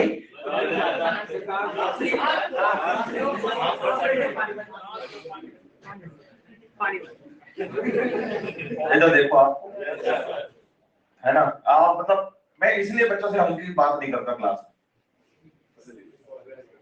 पता है क्या, उनको उंगली पकड़ाने की कोशिश कर रहा हूँ बड़ा तक आते हैं और तुम जैसे रिपीटर हो तो तुम्हें तो लगता है कि भाई वी आर वीआईपी। नहीं ऐसा मत करिए आप, थोड़ा सा डेकोरम क्लास का नहीं बिगाड़ना आपने को, है ना? मैं आपका टीचर हूँ, आप मेरे, हम दोनों के बीच में गैप है, बस वो ना भरे। ठीक है, हम कभी दोस्त नहीं हो सकते, ये मेरा कॉन्सेप्ट है। तो अगर मैंने आपसे दोस्ती कर ली तो मैं आपको पढ़ा नहीं पाऊंगा और तुम मुझसे पढ़ नहीं पाओगे, कैजुअल हो जाएंगे मेरे अपने। इसलिए वो कैजुअल नेचर से बाहर ही रहना है आपने। ठीक है, सुनिए ध्यान से। ये क्या है? इसको मान लो एक गैस टैंक है। बताओ अगर डिफ्यूजन रेट की हम बात करें ना, तो डिफ्यूजन रेट गैस में ज्यादा, लिक्विड में उससे कम और सॉलिड में तो बोलो बहुत ही कम। ये गैस टैंक है। क्या है ये? इसको क्या करो, गैस से भर दिया हमने, एयर टाइट है, बिल्कुल पैक है। इसमें कहीं पर भी पूरे टैंक में जहां आपका मन करे छेद कर दो एक, डिफ्यूजन हो गया। गैस यहां से सारी, तो डिफ्यूजन ऑफ द गैस हो गया, सारी गैस बाहर आ गई। हाँ थोड़ी बहुत रह गई अंदर। अब आप क्या करो, इसको रिपेयर कर दो, छेद किया था आपने। अब इसको पानी से भर दो, भर दिया। अब यहां पर छेद कर दो, एक डॉट इस पॉइंट पर कर दिया, पानी बाहर आएगा उतना ही जितना गैस आई है। नहीं वो तो इससे ऊपर वाला सारा बाहर आ जाएगा, नीचे वाला रह जाएगा। इसका मतलब लिक्विड का डिफ्यूजन कम हुआ है। अब क्या करेंगे, इसको मिट्टी से भर दें। किससे? मिट्टी से भर दिया पूरा। अब इसमें एक छोटा सा छेद कर दो, मिट्टी बाहर आ गई। नहीं बोलो थोड़ी सी आई, 2-4 दाने से गिरे नीचे, पार्टिकल्स गिरे, बस उसके बाद रुक गई, क्योंकि डिफ्यूजन सॉलिड का इतना अच्छे से होता ही नहीं। आया ना? तो एनसीईआरटी कहती है diffusion of liquid and gas obvious. Obvious का मतलब होता है जैसे मैं आपसे पूछूं पढ़ते हो, बोले ऑब्वियसली। खाते हो ऑब्वियसली, पढ़ते हो, सोते हो, बस वही ऑब्वियसली मतलब जनरल बात है। बोलो गैस का डिफ्यूजन एक जनरल बात है, लिक्विड का डिफ्यूजन एक, लेकिन सॉलिड का डिफ्यूजन से ज्यादा बढ़िया बात है कि सॉलिड में डिफ्यूजन। एनसीईआरटी कहते हैं diffusion in solid is more likely, like मतलब अच्छा, more likely rather than of solid, rather than. जैसे बेटा नाम क्या था आपका? लक्ष्य को ना ऐसा करते हैं, अपने ये गिलास देते हैं, इसको कहते हैं कि भाई इसको ना सॉलिड मिट्टी से इतना भर के लाओ कि इसमें कुछ और ना आए, इतना भर के लाओ कि इसमें कुछ और ना आए। समझ रहे हो बात या नहीं? ये गया जाके इसने ना इस गिलास के अंदर मिट्टी भरी, दबा दबा के पूरी यहां तक भर के और दबा दिया कि गुरुजी ने कहा कुछ और नहीं आना चाहिए। ये ले आया, बोला सर इसमें अब कुछ और आप पता क्या करो, यहाँ से मिट्टी से भरे हुए गिलास में ना यूं पानी डाल के देखो जाएगा मिट्टी में या नहीं। तो सॉलिड का डिफ्यूजन हो उससे बढ़िया बात है कि सॉलिड में डिफ्यूजन हो।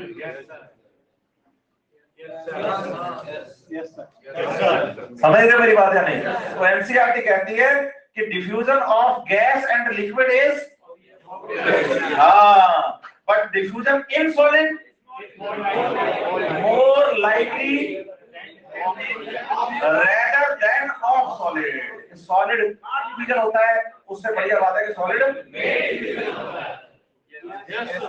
नहीं समझ पाए ना, ऊपर से गया आपके, नहीं पता चला। सुनो फिर और बात अच्छे से सुनोगे। बताइए कि diffusion not depends on the living, मतलब diffusion not depends on the living का मतलब है कि डिफ्यूजन होने के लिए लिविंग होना जरूरी नहीं है। अच्छा पानी का टैंक डिफ्यूजन शो कर रहा है, लिविंग है। आलम जी, शारिक आलम जी, आप नहीं बोल रहे हो जहां हाँ बोल रहे हैं। क्या फिर क्या हो गया, नीट वाले दिन अगर तबीयत खराब हो गई फिर पेपर छोड़ दोगे ना, गलत आंसर करके आओगे ना, है ना? ऐसे नहीं। तो बताएं बात किसकी चल रही है? डिफ्यूजन। तो बोलो डिफ्यूजन लिविंग पर डिपेंड, मतलब डिफ्यूजन होने के लिए लिविंग होना जरूरी। अच्छा पानी का टैंक लिविंग है, गैस टैंक लिविंग है, हवाएं चल रही है लिविंग हो गए, पानी बह रहा है लिविंग। लिविंग होना जरूरी नहीं है लेकिन डिफ्यूजन लिविंग में हो जाता है। तो बोलो diffusion note depends on living but occurs in living. Livings में हो जाता है, लिविंग पर डिपेंड नहीं करता।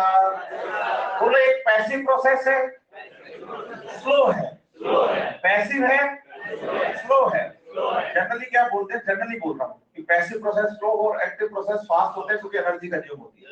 अच्छा बताओ साइकिल तेज दौड़ती है बाइक? अरे नहीं, अगर स्टार्ट हो तो बाइक तेज है, एनर्जी कंज्यूम कर रही हो तो बाइक तेज है, वरना तो साइकिल तेज है। इसका मतलब जिसमें एनर्जी खर्च होती है वो ट्रांसपोर्ट क्या होते हैं, फास्ट। लेकिन ये जनरल बात है, ये हमेशा लागू होने वाली। पूछो क्यों? क्योंकि अगर डिफ्यूजन के टाइम पे कंसंट्रेशन का ग्रेडियंट बहुत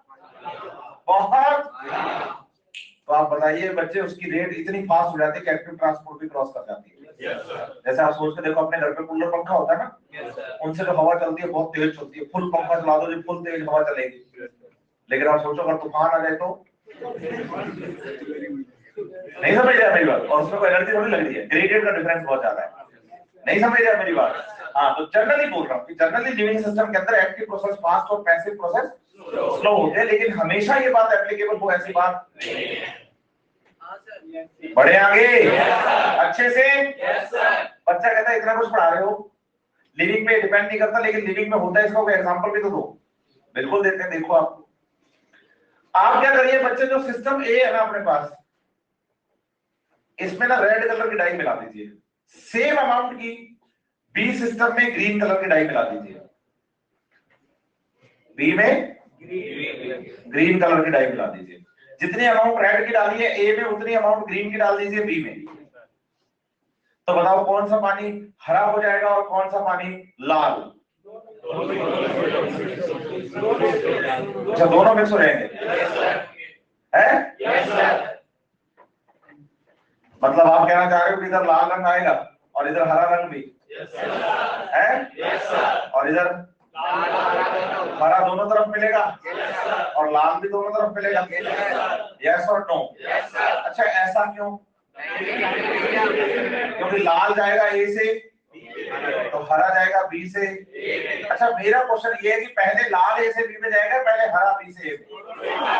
हाँ तो आपको याद रखना है कि during diffusion In a system, in a medium, more than one type of molecules can diffuse simultaneously. Watch. Diffusion of the both type of molecules independent from each other. Independent from each other. Independent from each other. Mobile चला रहे हैं?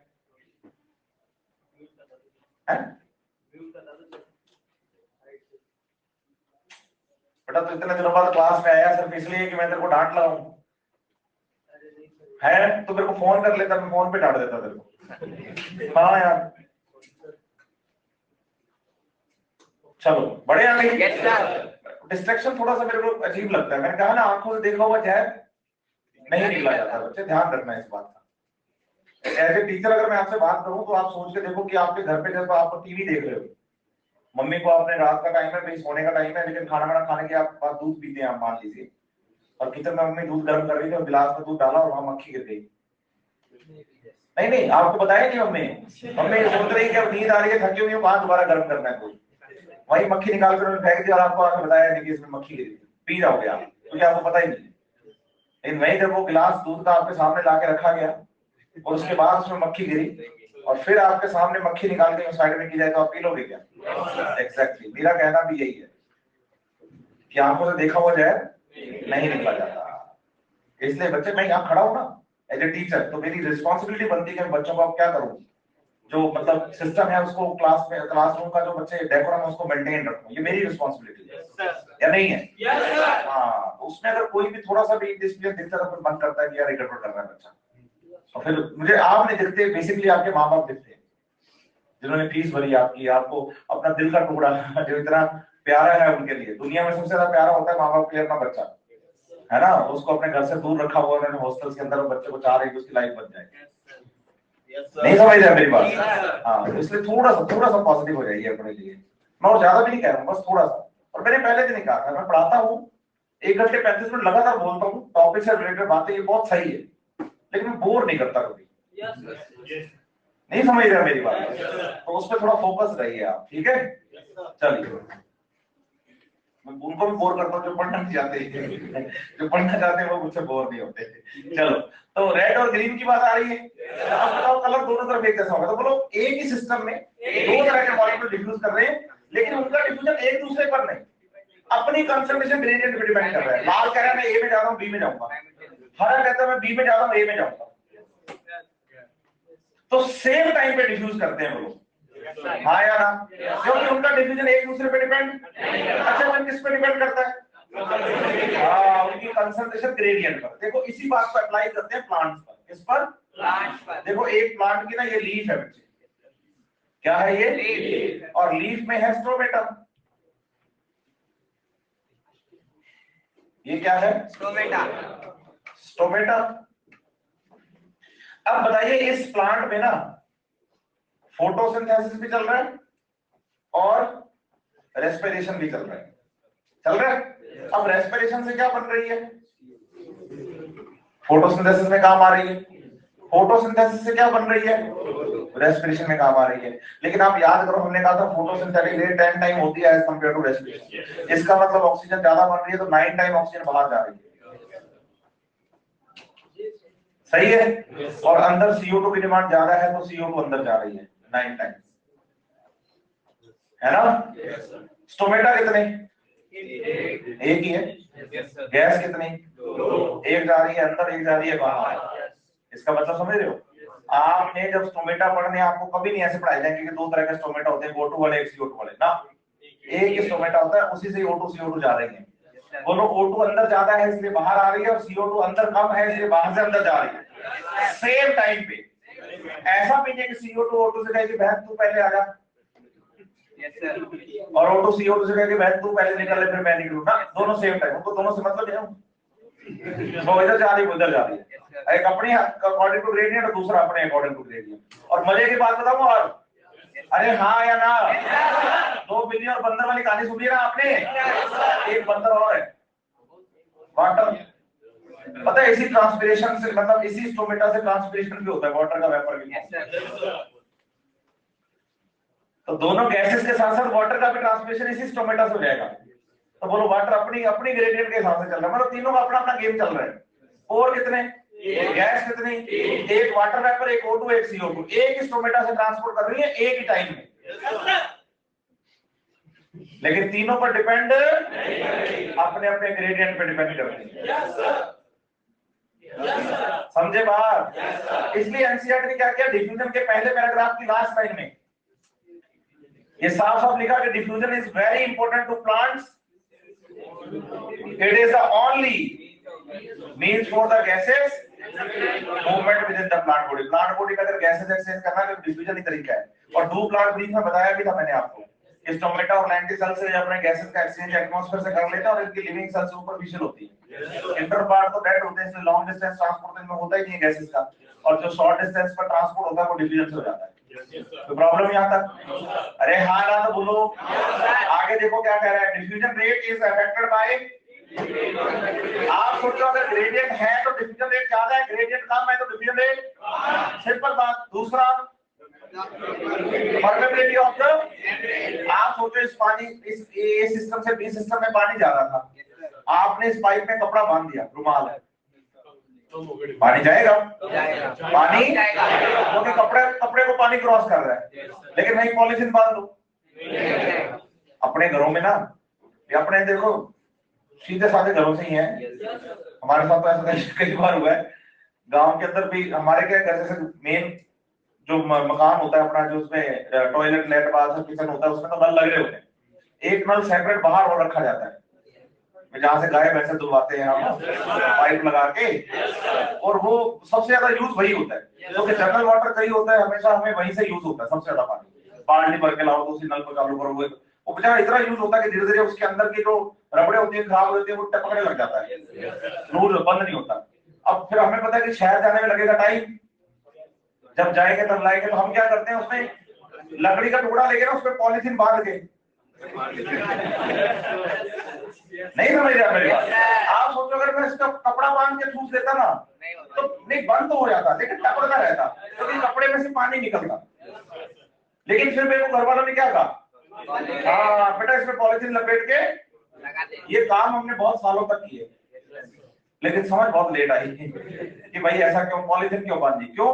क्योंकि पानी जो है बच्चे वहां pipe से जो नीचे आ रहा है ना, वो वाटर को, मतलब वाटर मॉलिक्यूल पॉलीथीन को क्रॉस ही नहीं करेंगे।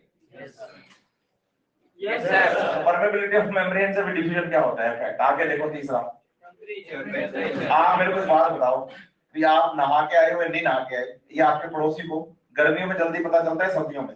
हाँ, गर्मियों में बदबू मारना शुरू कर देते हो आधे घंटे में, आप जल्दी नहा के आए, सर्दियों में 2 दिन नहीं पता चलता। पूछो क्यों? क्योंकि फ्रेग्रेंस और स्मेल, खुशबू और बदबू हाई टेम्परेचर पे जल्दी फैलती है। आपकी फ्रिज में कौन कौन सी खुशबूदार सब्जियां मिठाइयां पड़ी हैं किसी को नहीं पता चलता, लेकिन आपके घर पे कोई शौक लग रहा हो, फ्राई कर रहे हो कुछ आप, तो उसे को पता चल रहा है कि क्या बन रहा है। तो हाई टेम्परेचर पे डिफ्यूजन क्या होता है, जल्दी। इसका रीजन क्या है, मॉलिक्यूल्स की काइनेटिक एनर्जी बढ़ जाती है। हाई टेम्परेचर पर मॉलिक्यूल्स की आप अपने घर पे क्या करो, गैस का बर्नर होता है ना, उसमें पानी भर के टॉप के अंदर टोपियर होता है, उसमें रख दो ऊपर, सिंपल, पानी नहीं हिल रहा, पानी भर के रखा हुआ है नॉर्मल है, लेकिन उसमें नीचे बर्नर जला दो आप, थोड़ी देर में जब वो बोलता तो इतनी उछलांगे मारता है कि वो ऐसे करके, इसका मतलब मॉलिक्यूल्स की काइनेटिक एनर्जी, एग्जैक्टली, और डिफ्यूजन रेट एग्जैक्टली। तो आप बताइए कि मॉलिक्यूल्स की काइनेटिक एनर्जी बढ़ने से उनकी मूवमेंट बढ़ जाती है, तो डिफ्यूजन रेट फास्ट होती है गर्मियों में। इसलिए गर्मियों में हवाएं चलती हैं, सर्दियों में नहीं, गर्मियों में लू चलती है, गर्मियों में तेज हवाएं चलती हैं, आंधियां आती हैं, सर्दियों में नहीं होता बेसिकली ऐसा। तो टेम्परेचर लो है। नेक्स्ट प्रेशर देखो, पानी जा रहा है ए से, पानी ए से, आप क्या करो, डिफ्यूजन की डायरेक्शन ए से बी में, आप प्रेशर भी ए से बी में लगाना शुरू करो। बोलो जिस तरफ डिफ्यूजन की डायरेक्शन है उस तरफ प्रेशर लगा रहे हो, रेट बढ़ जाएगी। अब बोलो पानी ए से कहां आ रहा है, प्रेशर लगा रहे हैं बी से, अपोजिट, तो बोलो प्रेशर भी डिफ्यूजन रेट को चेंज करता है, ये डिपेंड करता है कि, एक बात एनसीईआरटी ने लिखी नहीं है लेकिन पूछी जाए तो आप बता देना, पूछो क्या, कि diffusion rate also depends on the size of molecule. हालांकि फैसिलिटेटेड डिफयूजन में एनसीईआरटी लिखा है, सिंपल डिफयूजन नहीं लिखा, लेकिन है दोनों ही डिफयूजन। तो साइज पे भी डिपेंड करता है। साइज अगर छोटा होगा तो डिफयूजन फास्ट होगा, साइज अगर बड़ा होगा तो डिफयूजन स्लो होगा। बढ़िया example RFLP, restricted fragment length polymorphism, gel electrophoresis में जब डीएनए के टुकड़े करके जेल में डाल के रखते हैं और करंट देते हैं ना, तो डीएनए एनोड पर आते हैं। सबसे छोटा टुकड़ा सबसे पहले आता है, सबसे बड़ा सबसे लास्ट। मॉलिक्यूलर वेट ज्यादा है, बेचारा धीरे चल पाता है ना। तो बताइए कि जो फास्ट मतलब मूवमेंट है ना मॉलिक्यूल्स का, वो किस पर डिपेंड करता है? साइज पर डिपेंड करता है। यहाँ तो कोई प्रॉब्लम, कोई बात ऐसी लगे जो समझ नहीं आई? देखो दो ही कारण है, या तो मैंने बढ़िया पढ़ा सब समझ आ गया अच्छे से। चलो फिर फैसिलिटेटेड डिफयूजन की बात करते हैं।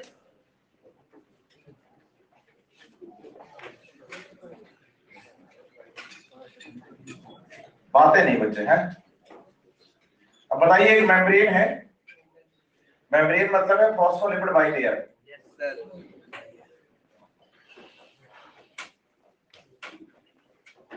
ठीक है, ये क्या है? एक फॉस्फोलिपिड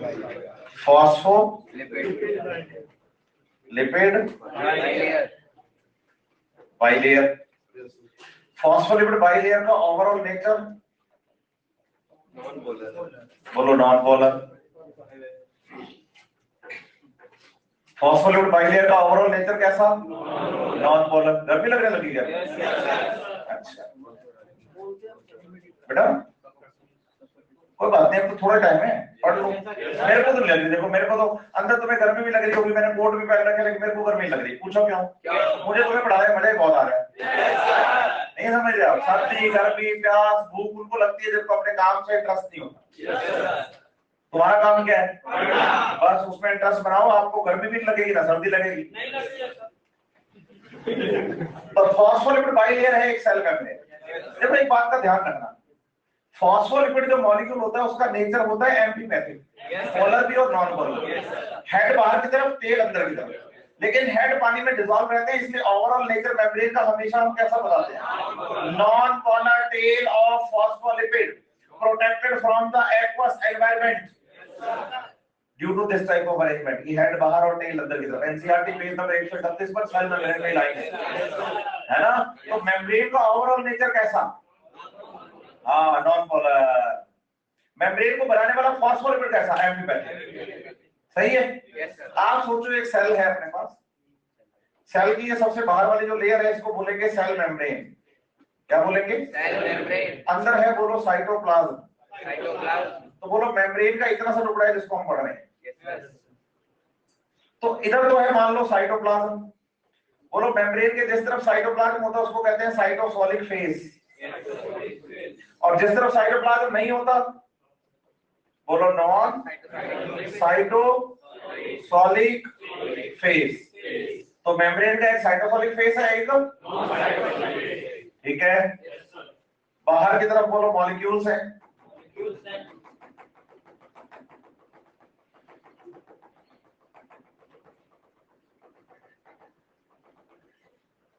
ए। इनकी अमाउंट अंदर क्या है और बाहर? ऐसे बोलो मॉलिक्यूल्स हैं बी। इनकी कंसंट्रेशन बाहर और अंदर काफी ज्यादा। और ये दोनों ही पता किस नेचर के हैं?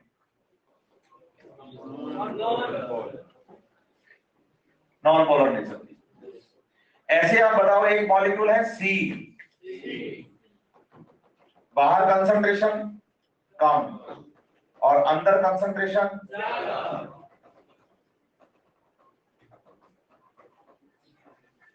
ऐसे बोलो डी, बाहर कंसंट्रेशन और अंदर। ये दोनों है बोलो पोलर नेचर के। किस नेचर के हैं? पोलर नेचर के। ठीक है, बताइए non polar molecules according to concentration gradient means अपनी हायर कंसंट्रेशन टू मेम्ब्रेन में से निकलना चाह रहे हैं। मेम्ब्रेन का nature molecules non polar molecules non polar membrane को इजीली कर जाते हैं क्रॉस, क्योंकि मेम्ब्रेन रेजिस्ट नहीं करती। मेम्ब्रेन कहती है मेरा नेचर नॉन पोलर, वो कहता है मेरा भी नेचर नॉन पोलर, मतलब निकल लो, क्या कर लो, विदाउट एनी रेजिस्टेंस, है ना। इसे कहेंगे बोलो सिंपल डिफ्यूजन, क्योंकि किसी की हेल्प नहीं लेगी। और बताइए सिंपल डिफ्यूजन यहाँ अक्रॉस द मेम्ब्रेन जो हो रहा है वो सिर्फ नॉन पोलर मॉलिक्यूल्स का हो सकता है, और ये पैसिव ट्रांसपोर्ट है। और जैसे नॉन पोलर मॉलिक्यूल्स या non polar substance across the membrane move कर रहे थे, क्या कर रहे थे, तो पोलर वालों ने कहा मेरी भी कंसंट्रेशन बाहर ज्यादा है और अंदर मैं भी जाऊंगा, मैं भी जाऊंगा। और जैसे वो मेम्ब्रेन से क्रॉस होने लगा ना, मेम्ब्रेन ने कहा कि भाई वापस तेरा नेचर मेरे नेचर के साथ मैच नहीं करता। अब सोचो जिस बंदे को मतलब तैरना नहीं आता, तो नदी पार नहीं कर सकता, पुल का यूज करेगा ना वो, किसका यूज करेगा, हाँ जिसको तैरना नहीं आता वो पार तो कर ही लेगा पुल से। तो बताइए कि फॉस्फोलिपिड बाइलेयर नाम की एक जो नदी है, इसको पार करने के लिए एक पुल है, बोलो ट्रांस मेम्ब्रेन प्रोटीन्स, जिनको कैरियर प्रोटीन्स भी कहा जाता है। ट्रांस मेम्ब्रेन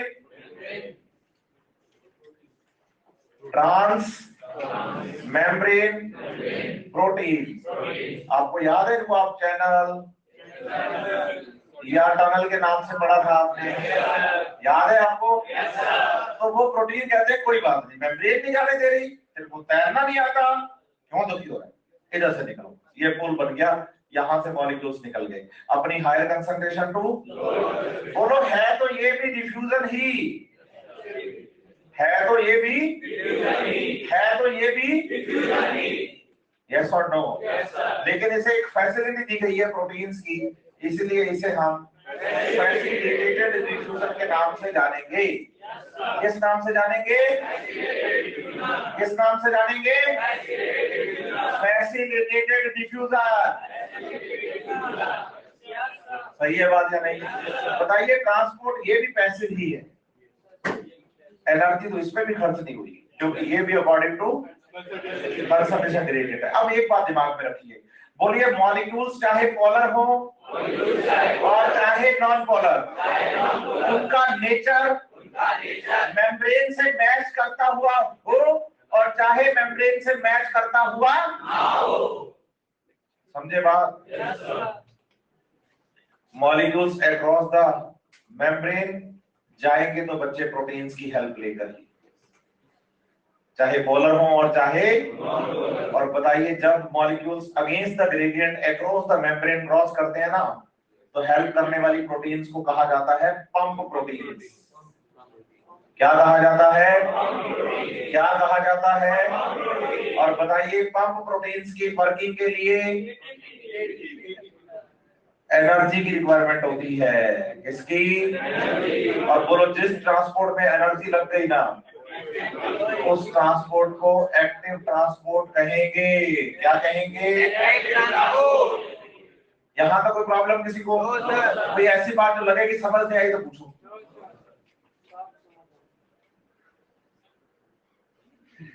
पक्का, तो एनसीईआरटी बोलो पेज नंबर 178, एक हेडिंग है comparison between different type of transports. एक टेबल दी गई है जिसमें 4 प्रॉपर्टीज हैं अलग अलग, है ना, 4 हैं, लास्ट वाली दोनों एक जैसी हैं, एटीपी और अपील, मतलब एक ही बात है, एटीपी खर्च हो रहा है तो एनर्जी खर्च होने वाले ट्रांसपोर्ट अपील होते हैं, है ना। तो इसमें प्रॉपर्टी कितनी है, वैसे 5 कॉलम है आपके पास, और उसमें आप बताओ कि भाई सिंपल डिफ्यूजन, फैसिलिटेटेड डिफ्यूजन और लिखा हुआ है एक्टिव ट्रांसपोर्ट। पहली प्रॉपर्टी क्या लिखा है, बताओ तो, सिंपल डिफ्यूजन में, फैसिलिटेटेड में, एक्टिव ट्रांसपोर्ट में, देखो फिर हो गया ये काम, आगे बढ़ो। हाईली सिलेक्टिव, बताइए मेम्ब्रेन्स का नेचर जो सिलेक्टिव हुआ ना वो किसकी वजह से हुआ, प्रोटीन्स की वजह से। तो बताइए जिन ट्रांसपोर्ट्स में प्रोटीन्स काम करती है वो सिलेक्टिव है, जिनमें काम नहीं करती वो। आप ऐसे सोचो जैसे मान लो अपने पास ना एक मेम्ब्रेन है, ये क्या है ये? इसके बाहर मॉलिक्यूल बोलो A B C D E F G H I J ऐसे अलग अलग है और प्रोटीन मॉलिक्यूल्स भी पाए जा रहे हैं। बोलो A के लिए है, D के लिए है, F के लिए है, H के लिए है, J के लिए है, लेकिन बोलो A के लिए, C के लिए, E के लिए, G के लिए, I के लिए नहीं है। इसका मतलब मेम्ब्रेन क्या सभी मॉलिक्यूल के लिए परमेबल है? ना ना, वो B D F H J के लिए परमेबल है, सबके लिए परमेबल नहीं है। तो बोलो जिन मॉलिक्यूल्स के लिए प्रोटीन होती है उनके लिए परमेबल और जिनके लिए नहीं होती वो। तो आप बताइए सिलेक्टिव नेचर किसमें होगा? जिसमें प्रोटीन्स काम आएंगी। तो प्रोटीन किसमें काम आ रही है? सिंपल बात होगी। आगे देखो, ट्रांसपोर्ट सैचुरेशन से मतलब क्या है? बोलो यही मेम्ब्रेन है, सेम टू सेम, ठीक है। और बी मॉलिक्यूल के लिए बात कर रहे हैं सिर्फ, किसके लिए? बोलो बी के इधर मॉलिक्यूल है 1000, कितने? और इसमें बी को ट्रांसपोर्ट करवाने वाली प्रोटीन बोलो 1 2 4 5 6 7 8 9 10। बताओ कितने मॉलिक्यूल प्रोटीन के? कितने? कितने? तो आप बताओ कितने मॉलिक्यूल एक साथ बी के मूव कर सकते हैं अक्रॉस द मेम्ब्रेन? इससे ज्यादा? चाहे इधर 1000 हो, चाहे 10,000, चाहे 1 लाख, चाहे 10 लाख, कोई फर्क नहीं पड़ता। एक साथ मॉलिक्यूल 10 ही मूव कर सकते हैं बस, क्योंकि मैक्सिमम प्रोटीन ही 10 है। तो बोलो जिन ट्रांसपोर्ट्स में प्रोटीन्स काम करती हैं, जिन ट्रांसपोर्ट्स में प्रोटीन्स काम करती हैं, उनका सैचुरेशन भी हो सकता है।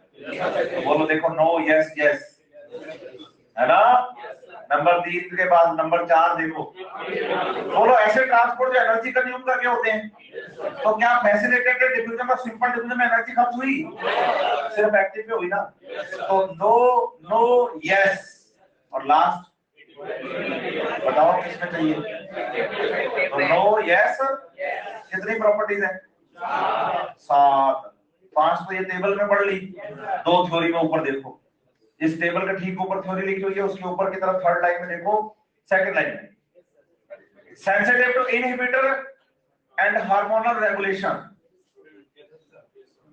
है ना? बोलो जिन ट्रांसपोर्ट्स में प्रोटीन्स काम आती है ना, उनका सेंसिटिव मतलब इनहिबिटर से हम इनहिबिशन भी करवा सकते हैं, सेंसिटिव टू इनहिबिटर होती है। आप बताओ कोई इनहिबिटर जाकर के इस प्रोटीन के साथ जुड़ जाए और इस प्रोटीन की फंक्शनिंग को क्या कर दे? ब्लॉक। आप बताओ ब्लॉक हो गया। अब इसमें बताओ, आप सोचो ये क्लासरूम का गेट है ना लकड़ी का, ये अगर इसको मैं लॉक लगा दूं तो आना जाना, खोल दूं, अच्छा ये लकड़ी के गेट होते ही तो कंट्रोल ही नहीं होता ना। जिनमें प्रोटीन काम आ रही है उन्हीं का क्या हो रहा है? इनहिबिशन टू सेंसिटिव और हार्मोनल रेगुलेशन हो रहा है। यहां तक तो प्रॉब्लम। कल मैं आऊं तो मुझे बताना कि सर ये डायग्राम आप पढ़ा रहे थे, अभी हुआ नहीं है ना? या अगर चाहो तो 5 मिनट दो तो मैं खत्म कर दूं। पक्का ना? तो ये टेबल आपको समझ में आ गई। आप पेज नंबर ना 176 पे आओ, तो 177 पे आप बताओ ना, हर एक चैनल जो होता है ना, हर एक चैनल, इसका हार्मोन रेगुलेशन करने की जरूरत नहीं है। पूछो क्यों? उस चैनल ऐसे होते हैं जो हमेशा खुले रहते हैं, जैसे F नोड वाले पार्टिकल्स, जब भी ग्रेडियंट डेवलप होगा H+ निकलना शुरू कर देंगे, उनको रोकने की जरूरत नहीं है। समझ रहे बात है? नहीं। बोलो some channels are always open and other some are controlled, और जिनका कंट्रोल होता है वो हार्मोनल रेगुलेशन से होता है। यस और नो? अब जो हमेशा खुले रहते हैं उनमें एक बेस्ट एग्जांपल कोरिन का भी है। माइटोकॉन्ड्रिया और प्लाज्मिड की आउटर मेम्ब्रेन में पाए जाने वाले बड़े पोर्स कोरिन, है ना? तो आप देखो इसमें एनसीईआरटी पेज नंबर 177 के सेकंड पैराग्राफ को पढ़ना शुरू करो। The protein form the channel in the for the molecules, some channels are and, सही है, सम आर लार्ज, कुछ ऐसे होते हैं जो बड़े होते हैं, जैसे कि एग्जांपल दिया था, porins are proteins that form make in large और huge pores in the outer membrane of chloroplast, mitochondria and अच्छा सब बैक्टीरिया क्यों लिखा? क्योंकि पोरीन्स केवल ग्राम नेगेटिव में होते हैं, ग्राम पॉजिटिव में नहीं होते। Yes sir. बैक्टीरिया दो तरह के पढ़ोगे स्ट्रक्चर में, ग्राम पॉजिटिव और ग्राम, बोलो पोरीन सिर्फ ग्राम नेगेटिव में होते हैं, बोलो ऐसे, पोरीन सिर्फ ग्राम नेगेटिव में, पोरीन सिर्फ ग्राम नेगेटिव में होते हैं। इसमें सम बैक्टीरिया लिखा है एनसीईआरटी में। और बोलो पोरीन का साइज क्या है, तो इसका मतलब छोटे मॉलिक्यूल्स को इजीली ट्रांसपोर्ट के लिए अलाउ करती है। तो नेक्स्ट लाइन ये लिख रही है, allow the molecules up to the size of the small protein to the pass through। इसके बाद देखो फिगर 11.1 शो, ऊपर एनसीईआरटी में फिगर दिख रहा है आपको 11.1 show external molecule bound to the and then transport protein and release the molecule inside the, कोई रफ पेज देगा मेरे को, थोड़ा सा बर्बाद करूंगा, वापस नहीं मिलेगा, दे दे।